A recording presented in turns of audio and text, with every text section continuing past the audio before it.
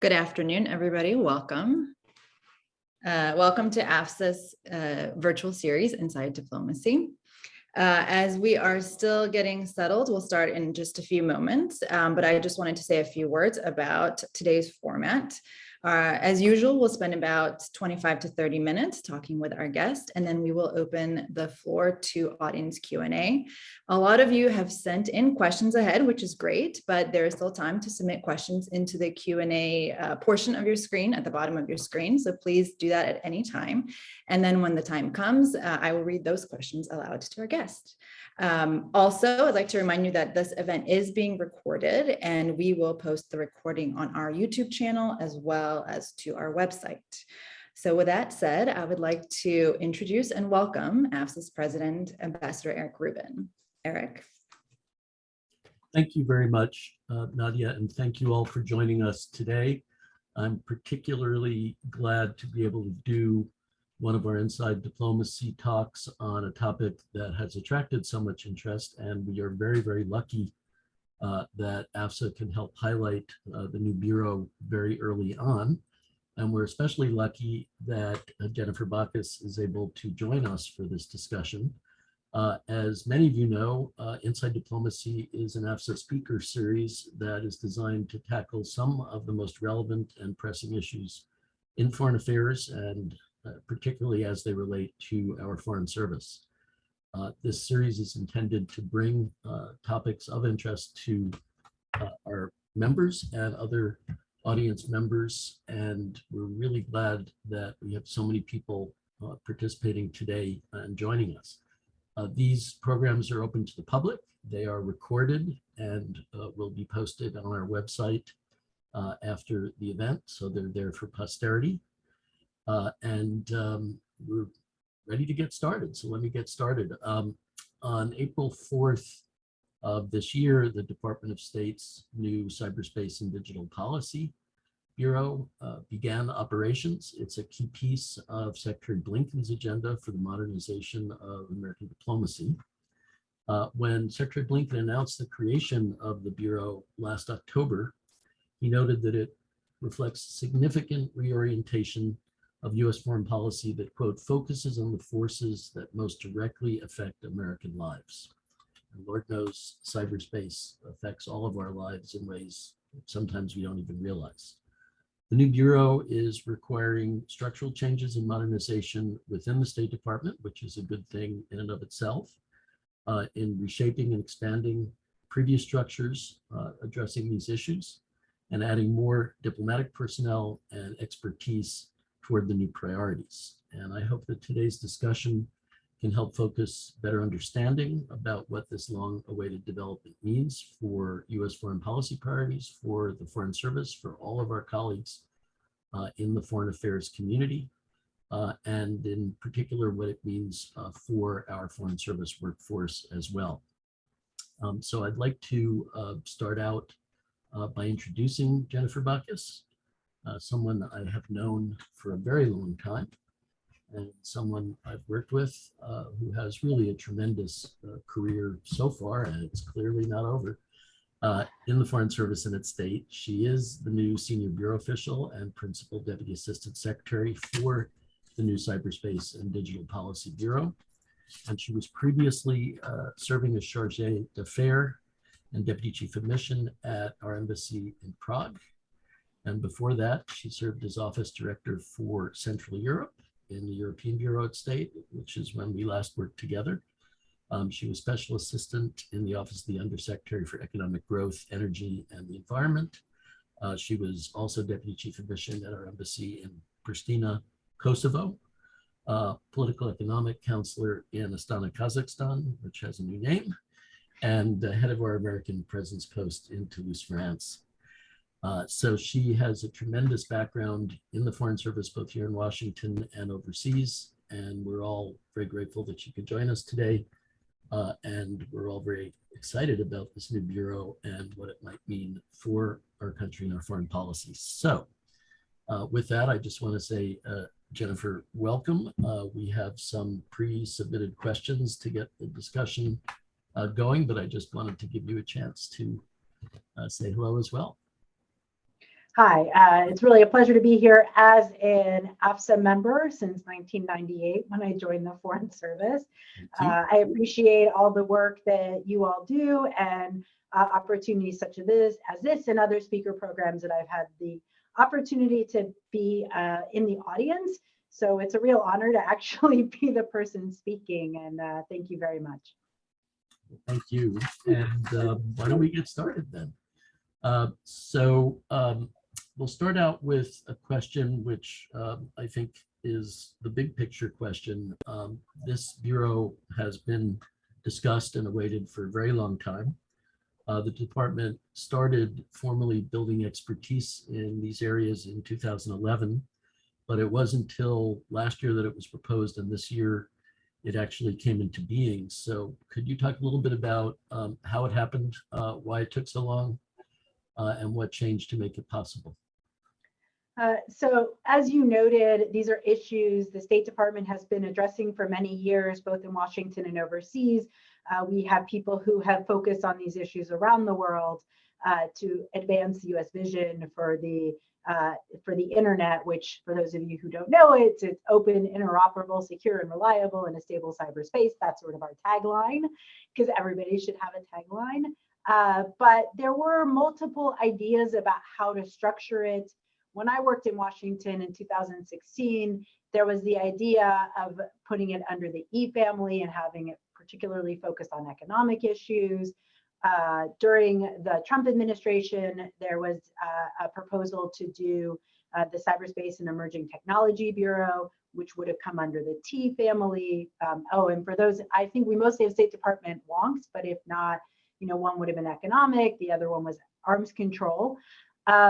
Ultimately, the Biden-Harris administration came in and Secretary Blinken came in and he said, I want to do a real rethink about the State Department modernization agenda writ large. And part of that included cyberspace and digital policy. So he went out and he met with stakeholders in the State Department, the Hill, the Interagency, academia, civil society, and sort of they did a big listening tour. What were people looking for out of the State Department? What was the role we should play? And after what I consider to be a really intense focus, they decided that they were going to build a bureau that looks at the national security, economic, and human rights elements of cyberspace and digital policy. And that for the first year, we would report to the Deputy Secretary of State. And ultimately, whether that's where we live or not is something that will be determined. We will be headed by an ambassador at large. There is also to be a special envoy for emerging technology set up. That's not set up and it's not my bureau.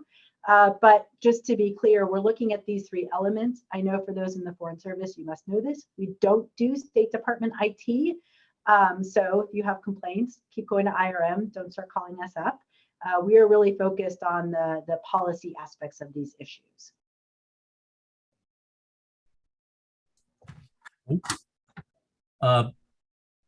Moving on from that background, thank you very much. The Biden administration has placed a lot of emphasis on improving cybersecurity. And one question that has arisen is how does the overall US government effort to promote cybersecurity around the world mesh with the State Department and your new bureau's efforts and structure? What role is State going to play in the larger effort? So, there is not one US government agency that doesn't touch on cybersecurity and digital policy.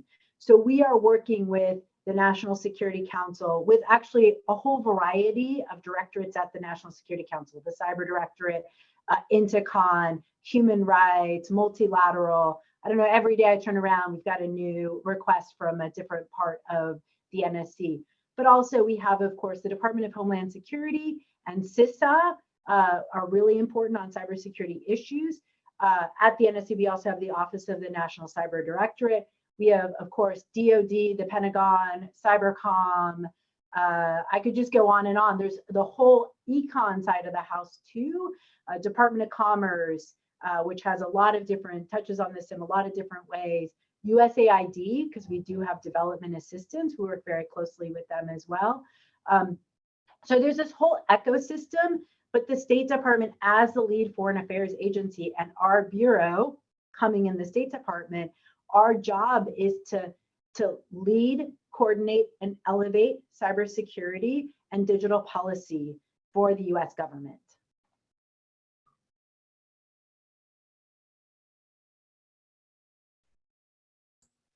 Unmuted, sorry. When Secretary Blinken did the announcement last year of the proposal for the new bureau, he said it would include a significant reorientation of our foreign policy. Those were his words, and said in particular the focus would be on how it affects American lives. And so how do you see this playing out in terms of our diplomacy, both overseas and here in Washington? Well, if you look at the different aspects of our responsibilities, we'll start with national security.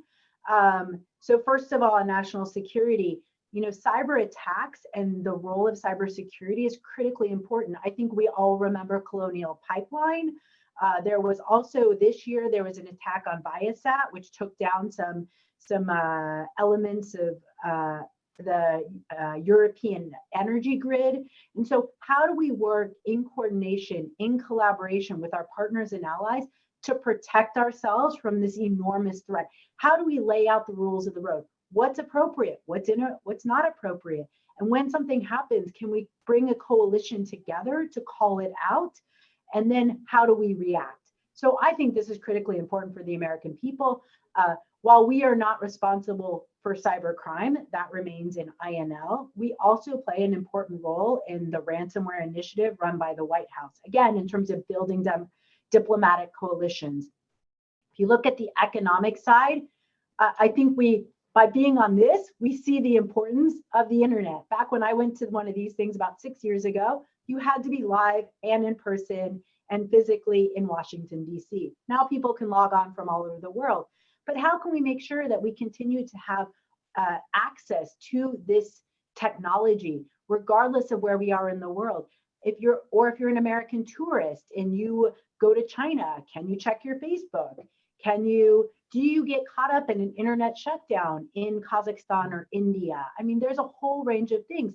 If you're using your cell phone in Europe, is your cell phone data going to be siphoned off by an adversary? I mean, these are huge, important questions that need to be addressed and that ultimately do touch on American lives, both in the United States, but also we're world travelers as a people, and we want to continue to have access to the same services that we have around the world. Finally, I will say something on behalf of I believe strongly in US values and our role in playing that, which means that we also, I believe as an American people, want people around the world to have the same rights and opportunities and accessibility that we do. Thank you. There's a lot there. That's a great answer. President Biden has said that one of the top goals of his presidency is reclaiming America's leadership role in the world. Those are his words. And this is obviously true in the cyber and tech diplomacy area. And I think it's fair to say in some areas over the past years, other countries have moved ahead faster. So while it may not be a competition, do you see the new Bureau as filling a gap that has existed in terms of our matching what other countries are doing and hopefully in many respects exceeding them? Well, I would say that I do like to give a nod to all of the people who work in this bureau, who are doing this work for the last decade or more. It's really important to value the work they did. Oftentimes we as Foreign Service officers, we show up and if you're not careful, you can pretend that the world began on the day that you showed up in an embassy. And I think our responsibility is to recognize that we had really great people working on these issues for many years. And what we can do is by staffing up the Bureau, we can actually do what they wanted to do, which is to elevate this, to be more proactive, to have a forward-leaning vision. When we discuss, we can particularly look at Europe and some of the work they've done. The Bureau is so excited that it can start thinking in advance and engaging early on European legislative agenda, whether it's things like artificial intelligence and the act they're looking at there. What concerns us from the US values perspective, but also from the economic perspective. How could they tweak that legislation? And so these are really important elements. I would also note the Declaration for the Future of the Internet, which actually was launched at the end of April, so just a few weeks after the Bureau was created. So clearly predated, the concept predated the creation of the Bureau, but we're very actively involved in it. We, along with around 60 partners, came together to put forward a positive vision of where we think the future of the internet is. What does it look like? How can we secure that into the future? So really, it's about staffing up and being proactive to make sure that the US voice is heard. Great, thank you. Another question we've received is on threats to American national security by foreign actors, foreign states. Obviously, we all know that's not hypothetical. As someone who has personally been targeted online by foreign governments or a foreign government, both on my work account and on my personal account, I can testify to that. And it's almost certainly not just one state, and certainly not one or even a few foreign actors. There are so many.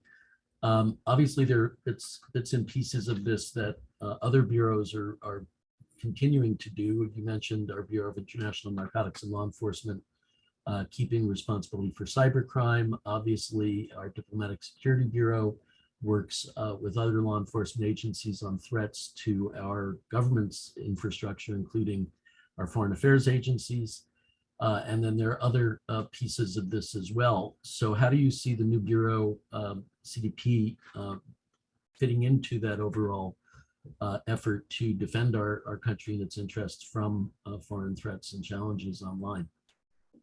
Well, again, I always put diplomacy at the center of everything we do. And ultimately, what we want to do is build coalitions, look to our allies, figure out ways we can share information better. I had the opportunity to participate in Israel Cyber Week a couple of weeks ago, and there people got together and we're talking about, okay, how can we better provide information about the threats we're seeing? How can we make sure that if I see a vulnerability in the United States, we share that with our friends and allies and vice versa?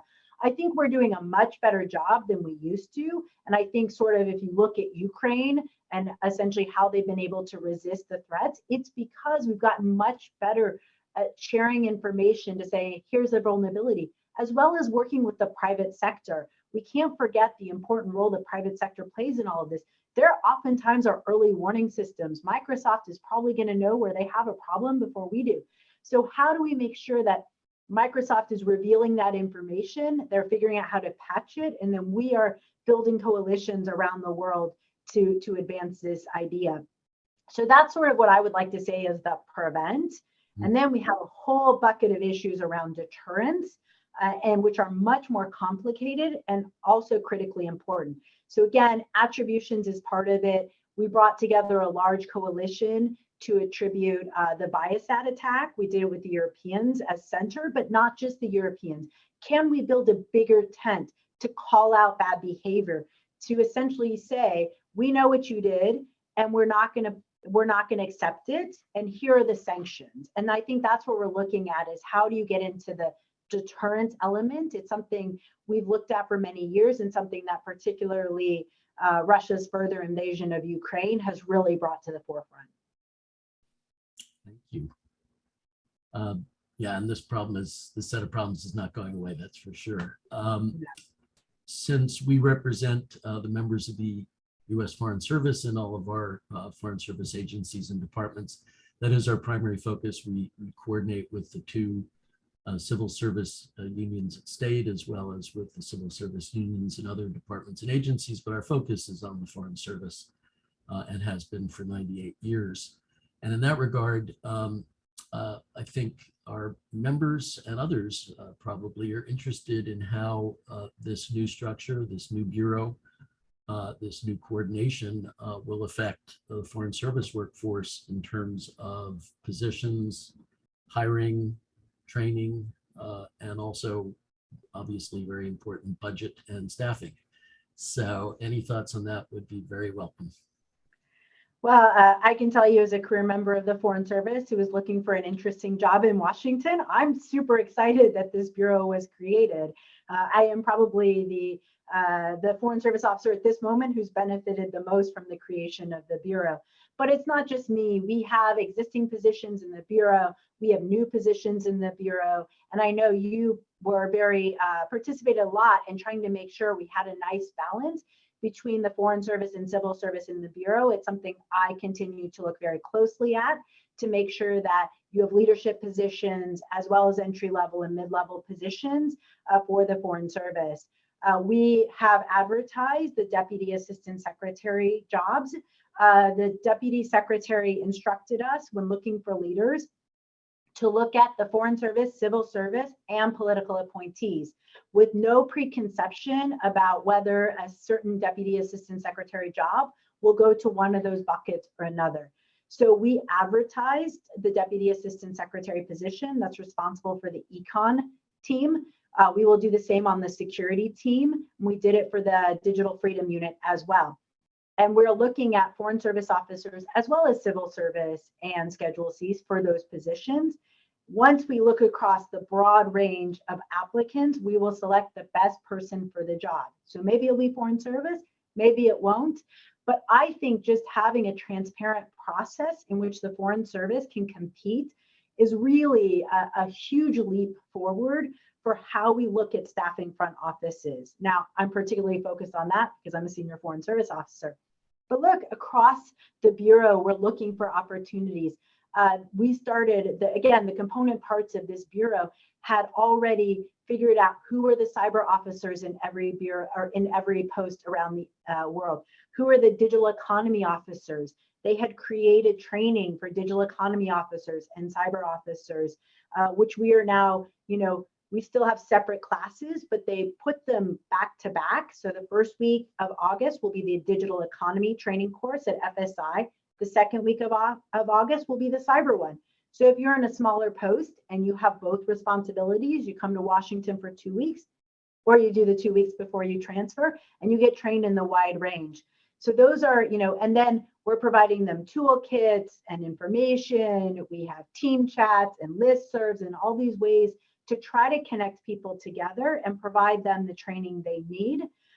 We also have, we're also looking at into the future as we build up the Bureau, regional trainings, bringing people together from, the Europe region or the Africa region. Again, these are things that we have in our ambition that will take some time to get there because of our staffing. But I'm super excited. I get to talk to the new A100 class. They're doing a Bureau Day here at the State Department. I was told I was probably the only SBO who was showing up, but I feel really strongly that the future of the Bureau is you got to start at the beginning and go through the career progression. So we're trying to slot in all the places that we can to sort of talk about how important this work is and how the Foreign Service can contribute to it.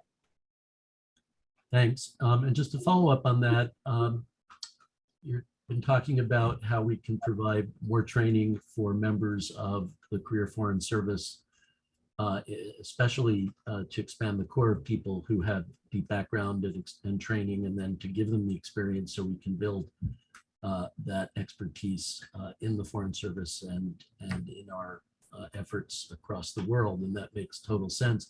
Has there been any discussion of considering hiring Foreign Service specialists with particular technical background in addition to training and bringing up Foreign Service generalist officers? Well, so when we recruit, we actually look for the best person for the job. We had somebody on a Y tour here who just finished up her Y tour, who's in the IRM specialty. She was a great addition to the office.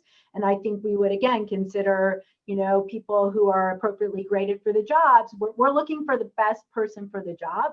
I think, you have to cast the widest net possible, and you're looking for who can bring the skill sets you need in order to do the job. I was actually speaking to one of our new Foreign Service officers this morning who started at his pre-Foreign Service career in having worked in gaming. And I said, I love that you started out with what you did before you joined the Foreign Service, because much like, this bureau didn't really start on April 4th. People's foreign service careers people's lives don't start on the day they join the foreign service. So you have a pre-foreign service IT background. I want to know about it. You worked in gaming, venture capital, etc. Those are all super interesting backgrounds that we need to exploit within the foreign service. Fantastic. Sounds just right. That's great. Well, those are the initial questions we have, and we've already learned a tremendous amount. I want to thank you. So I'd like to hand over to my colleague Nadia, who will read out and present the questions that we're getting in the Q&A, and it looks like we already have quite a few. So I'll be back, but thank you, and over to Nadia.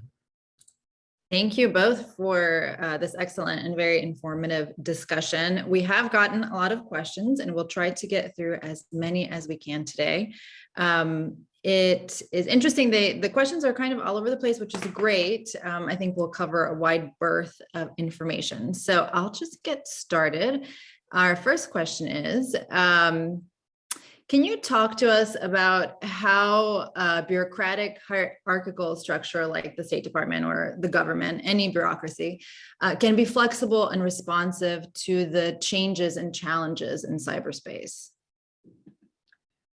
Well, that's a really good question. I think that, well, first of all, you got to bring in the right people. So we're very focused on hiring. And then you do have to have the flexibility.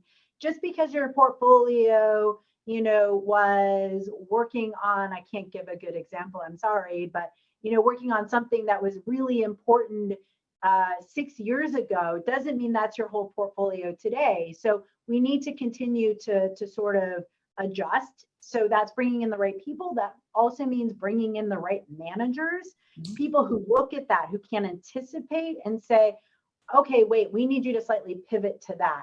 I can set the tone, but I'm a big believer in middle managers because they're the ones who actually talk every day, set the priorities, give people advice. And I think, so it's all sort of about understanding that while we're a bureaucracy, we have to be flexible and look for the spaces where we can have the greatest value add. I think foreign service officers, we do this naturally because we're constantly moving around and doing different jobs and learning new things. And so, you do have you thought you were going to do this portfolio. Actually, we need you to slightly pivot to that. I think we're kind of used to that. Yes, that's true. Okay, next question in no particular order. How do you see this new bureau being an asset or collaborator with bureaus at state handling human rights issues? So really good question. So we have the Digital Freedom Unit, which is, I'll be honest, the smallest of our units. It has a coordinator, not a deputy assistant secretary. So the design was that we collaborate and integrate very closely with the Democracy, Human Rights, and Labor Office. What we have to look at is where we can lean in and where the huge nugget of the issue is cyberspace and digital policy as opposed to human rights. So some of the ideas that we've sort of been looking at, content moderation, information integrity, privacy, surveillance, these sorts of issues, again, in very, very close cooperation with DRL. I would note another good example would be the Freedom Online Coalition, FOC. The US is going to chair this in 2023. DRL will be the sort of hub of the Freedom Online Coalition work, but we will feed into and advise and support DRL in doing so.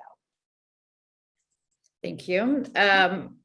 Here's one question, and you may have already, I think you did start to talk about this, but maybe we can dive in a little bit.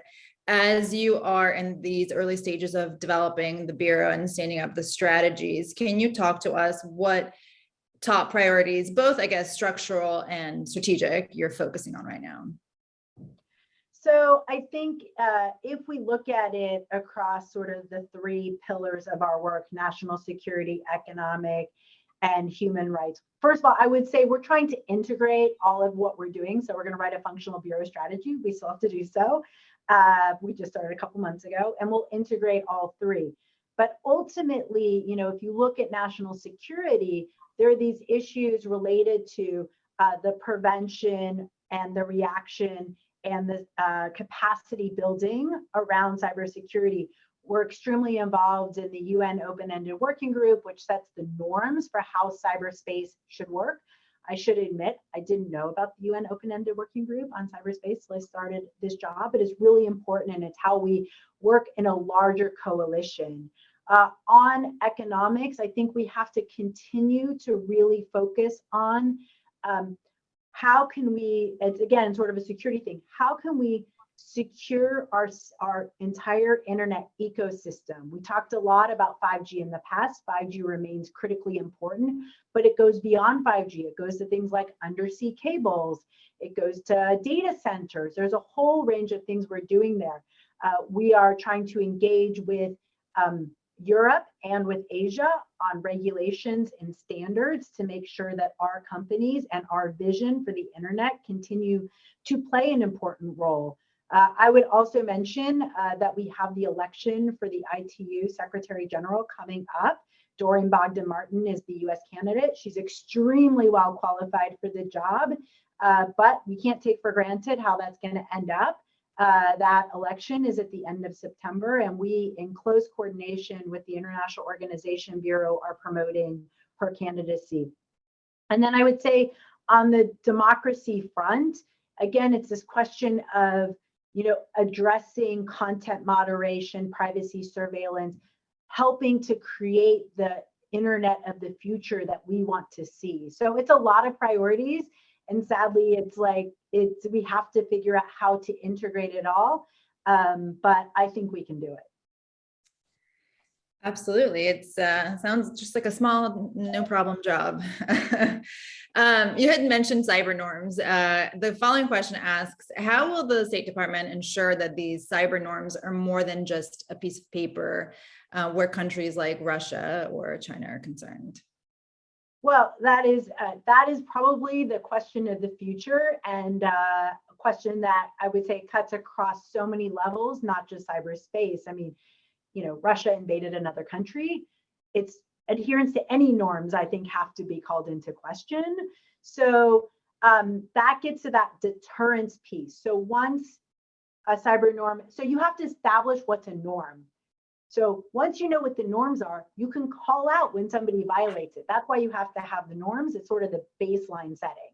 Here's what we expect the world to do. Now you violated that. Okay, what's the reaction? Can we get a coalition together to attribute it, to call out who violated the norm?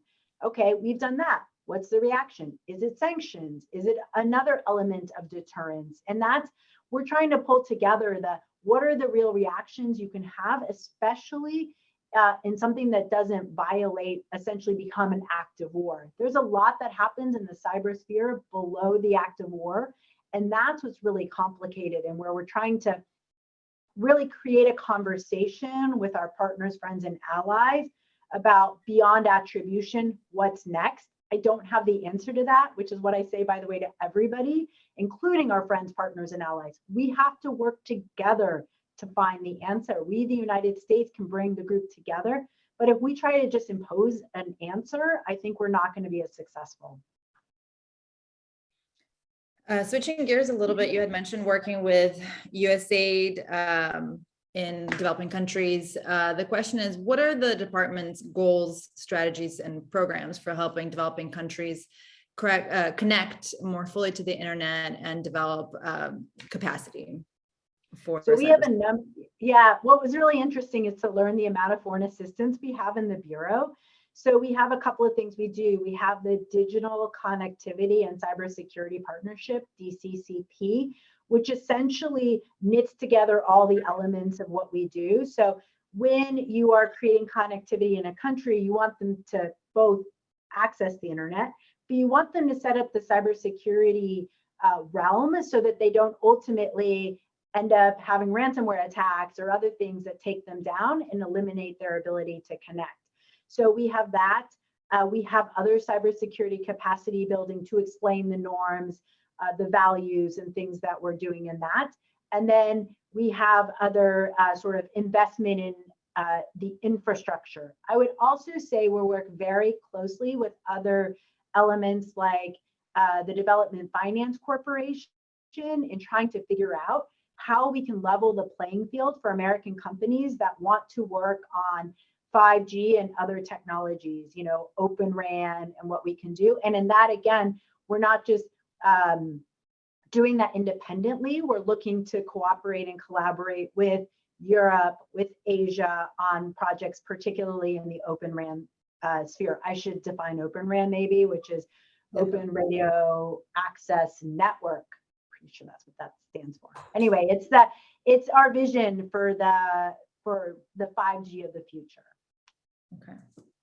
Yes, it is helpful to define these things, at least for me. Can you talk more about how your bureau or State Department is working with and interacting with the private sector? It's one of the key partners that you've mentioned. So yes, the private sector clearly has a huge role. I think we saw that again in Ukraine. Some of the early alerts came out of Microsoft. They published multiple reports about what they've seen, what they're doing. We, of course, work with the private sector in multiple ways. Sometimes they provide the cybersecurity capacity building. Sometimes they provide the cloud assets, and that's very important. We also need to talk to companies like Google, Meta, Twitter, that whole, that whole world about the challenges they're seeing overseas, so we can engage on them, but also about their practices that may be undermining democracy. And what are they doing to address content moderation? What are they doing to ensure the integrity of information? How are they adapting their privacy provisions based on maybe what Europe is doing or what the United States is doing? So it's a lot of conversations. And then I always like to tell companies, look, what are the problems you're having? And where can the State Department play a role to advocate on your behalf? Now, sometimes we'll choose not to advocate because we may choose that ultimately it conflicts with something else we want to do. But I'm a big believer that you have to have information in order to make informed decisions about how to interact with our foreign partners, allies, and even adversaries. Thank you. What next question, I think along those lines, what role will the new bureau play in department's efforts to combat mis and disinformation in the digital realm? That is a really interesting question, and one that I actually care a lot about, having particularly served overseas and having been asked this question a lot. So if you look at the disinformation space, there are multiple players in the State Department. The Global Engagement Center and R play a very important role in this, but their role is the question of content. What content is on the platforms? What are we putting out on the platforms? What content are we counteracting with more accurate information? So what we're looking at is the role the tech companies play in promotion or demotion, i.e. content moderation on those platforms. If you go on to, if you do a Google search and the first thing you find is RT and, radio, Russia Today, and you don't see Radio Free Europe, Radio Liberty until like page 2, that's a problem. And that's a conversation we need to be having with the platforms. We need to be and we do have the conversations about disinformation that's not in English, and what are they doing to address disinformation not in English? Do their algorithms, their AI, catch it? If not, what do they need to be doing? A lot of this stuff is not regulated in the United States, so it really is trying to bring it to the attention of the platforms and have them act as responsible actors. So related to domestic legislation, the following question actually asks, how will or does the Bureau adjust and account for how domestic legislation affects international digital policy? Well, yes. I mean, I would say that I always like to say that it's the challenge we face in this world is we have less legislation in the United States than Europe has.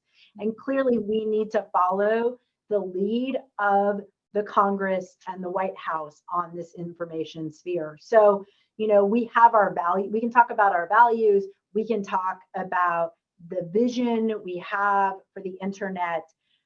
But it is hard to say, to a country, here's how you should or should not, regulate content moderation, because we don't have that sort of legislation. So we do look to Congress and the White House to sort of set the national level policy. And while we're waiting for that, we have things like the Declaration for the Future of the Internet, which sets out broad-based principles. I think we can all agree internet shutdowns are a bad thing. And so we need to engage on things like internet shutdowns, even if we don't have domestic legislation on that. So the following question says, the work that you're doing is very impressive. And are there other programming ideas you haven't had a chance to mention that address practical cybersecurity challenges in the field? That is a really good question, and I'm sure I missed something, because the reality is we do so much. It was a real for me, it was a quick learning experience to see what we do. I guess the one thing I would note for people in the field, because it said in the field, is that we have this amazing cybersecurity toolkit that some of our staff created. Again, I'm a big believer in bottom up. Maybe this is because I'm a Foreign Service lifer, right? So I've been at the bottom. So the staff said, okay, if you're serving in a country and you want to figure out, how to work on cybersecurity, and maybe you haven't had a lot of training and it's one of 10 things in your portfolio, what do you do? So they created this toolkit, which is essentially, in some cases, a PowerPoint. So question A, does your country have a cybersecurity strategy? If no, then talk to them about them. If yes, then do this. And it goes on in this way that's very practical and very, I would say, user-friendly, especially for officers that are not experts in this topic. And essentially, what are the resources? Who provides assistance besides the State Department? So, the Department of Homeland Security has resources. The FBI has resources, DoD has resources. Where should you go depending upon what you want to do? So I would really just highlight this as one of the excellent things that it predated the creation of the Bureau, but we're just sort of trying to elevate it and make sure that officers touching on these issues are aware of it. Great. To what extent is the Bureau working on intersectionalities within cybersecurity? For some, so mentioned are gender-based violence, online gender-based violence, climate change, among others. I guess both domestically and abroad. So, it is a really good question. Our digital freedom coordinator actually has a civil service person who worked throughout the building, including on gender-based violence. And so sort of was looking at what could we do in this realm? How could we address essentially the way that the role the internet can play in both violence, but also preventing women from being involved in the political sphere. If they're getting online harassment and therefore they're not running for office because of that, they're, whether it's Facebook, Twitter, Instagram, etc. And what do we need to be doing as a worldwide community to address this? Now, there are some countries that have really tackled this. Australia is one of them. They have an e-safety commissioner. And so there are ideas from around the world on ways that we can do it and norms that are being set. And we do sort of look at what role we can play, what can we promote, how can we connect the Australians doing this with people making policy in the White House, what lessons learned can we use from around the world, but also what should we be careful of, because maybe it has knock-on effects that we haven't thought about. We're going to address gender-based violence, but then some other countries going to use it essentially to keep women off the internet. So we have to think about, we may be doing things for the right reason, but the same legislation can be used to essentially inhibit free speech. And so it's a complicated question and one we talk a lot about in the Bureau. Okay. Following up on the private sector question we discussed several questions ago, you had discussed the big companies like Meta, Twitter. Are there smaller and medium businesses that are also at play that you're working with? Are they part of the conversation that you're having? Of course they are. I think, people who work in the State Department, you all know this, the ways you have conversations The easiest way is if you bring in trade associations, or we have an advisory group called IDET, which advises. It's actually a federal advisory council. It has to be published on the Federal Register, and it's got a mix of small companies and large companies and medium-sized companies who essentially act as our advisors on digital policy. We're looking at expanding it to cover all three elements, but for now it was housed in the former EB office. So its charter was particularly economic focused, but we're going to go broader is our long-term vision. So through that, but there's other, you end up meeting people when you go to conferences. I mean, you go to, a Cyber Week, or there's a conference out in San Francisco called RSA. My assistant reminded us that the IDET charter was just renewed for 2 years. So there are a number of different ways that we interact with small and medium-sized companies, but I would also put a plug in for those who are serving overseas. That's where you particularly meet them, where you're going to run into them at receptions or other events, where you're going to learn that they've got this feedback. Write those cables, send us emails, tell us what you're hearing. I mean, I'm a big believer that the overseas posts are our eyes and ears. We can't be doing everything from Washington. We can't be meeting everybody. And that's why this network of cyber and digital economy officers is just so critically important. Thank you. Can you discuss how data science integrates into the goals of the Bureau, for the Bureau? So that is, again, an active question in the Bureau. We have the 3 policy units, and then we have a strategic planning and communications office that does, Bureau-wide functions.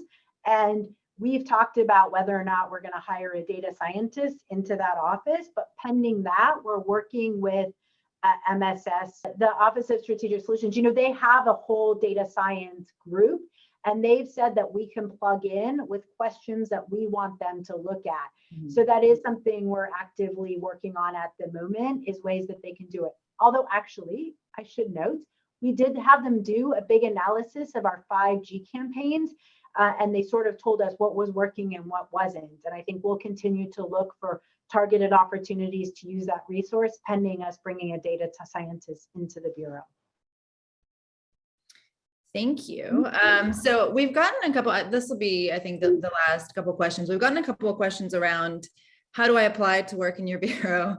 As you know, we have some students on here as well as Foreign Service officers. So I think there is a lot of excitement around working with you and in this space. And so I guess it's a two-parter question. You'd mentioned these vacancies have been posted. So where can people find those? What's the best way to do that? And then is there a way to reach out to your team or your Bureau to learn more about these efforts? Is there a website? Is there something that people can learn more about? So we'll start with the last one. There is a short SharePoint site on which we are attempting to keep it updated with announcements. I have to say that I like to talk about the creation of the Bureau as like starting up the crank, right? So the crank, it turns a little slower than maybe we would like, but we are getting jobs classified, and we should be getting more and more jobs posted on FSBid. There are some Foreign Service jobs in the Digital Freedom Unit that are now vacancies. There are Foreign Service jobs in the Strategic Planning and Communications Office that are now vacancies. So there are things like that. We've brought in a number of Y tours as well, people who are providing sort of targeted support as we get the Bureau up and running. We have somebody working on change management, for example. I have somebody helping me in the front office in terms of getting everything posted, all the jobs advertised. So keep an eye on FSBid. We have now vacancies. We'll have vacancies for next summer, 2023. And then it will just sort of go on from there. For the civil service, or for students, I should say for students, we are looking at PMF rotations, and we're trying to bring people in that way. We are looking at interns. We're looking at every hiring mechanism you can imagine, because we need to hire about 40 to 50 people eventually when we're done. But I would say for the civil service, we have some things on agility at state, which also actually sometimes covers foreign service. I was surprised to learn. We also, we are putting things on USA Jobs, particularly at the 14 and 15 level, to provide the opportunity for people in the civil service to, move up. So there's, to be honest, if you name a hiring mechanism, we're probably trying to use it. If there's something you're interested in and it's not posted today, please come back around and look again, because it might be there in the future. For the Foreign Service, we also did manage to get consultative staffing for certain key positions on this year's bid list. So keep an eye out for that. If you're Foreign Service, you should let us know if you're bidding on one of the jobs that shows up as CDP consultative staffing. Thank you. And then the SharePoint site, that's internal, right, to the State Department? Is there an external site that our non-FS or non-State Department public can check out? I would look on USA Jobs, right? That's where we're posting all of the external jobs. Great. Okay. Well, thank you so much. Thanks for being such a good sport with the many questions. We really didn't get to them all, but I'm happy to send you and your team the questions so you can see all the different types of the flavors of the questions that we got. I do want to hand it back to Ambassador Rubin for a few words to close us out. So thank you again, Jennifer, and over to you, Ambassador Rubin. Thank you very much. Thanks to everybody who joined us and all the people who posed such really good questions. I do want to thank Jennifer Bachus for a really wonderful talk.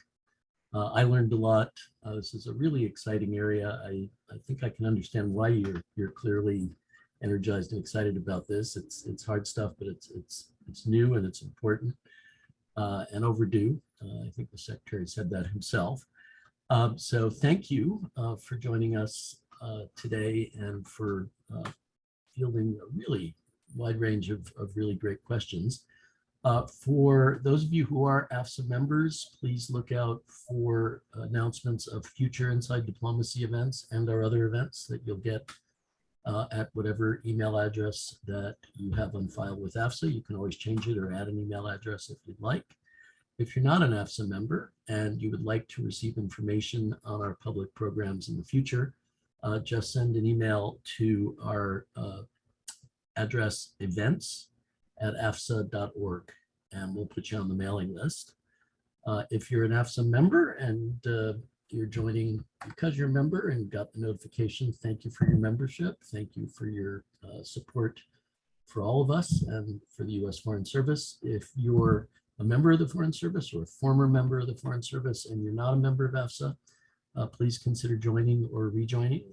There are details at afsa.org/membership, and we'd be glad to answer any questions about that.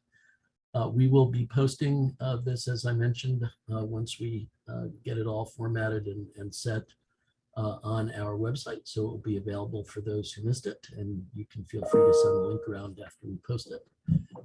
And once again, I just want to thank Jennifer and thank our audience and wish everybody a very great rest of the day. Thank you. Thanks.